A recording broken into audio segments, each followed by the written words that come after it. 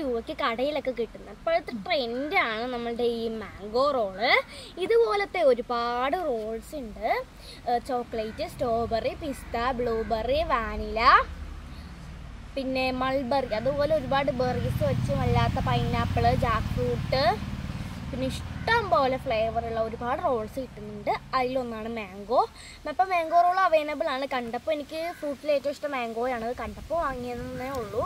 എൻ്റെ ബർത്ത്ഡേക്കൊക്കെ മാംഗോ വെച്ചുള്ള കേക്കൊക്കെയാണ് വാങ്ങുന്നത്. മാംഗോ ഭയങ്കര ഇഷ്ടമാണ്. എൻ്റെ ബർത്ത്ഡേ ഒക്ടോബർ 2 കേട്ടോ, വെറുതെ പറഞ്ഞത് ഷോയ്ക്ക്. അപ്പോൾ നമുക്ക് എന്തായാലും പൊട്ടിച്ച് നോക്കാം.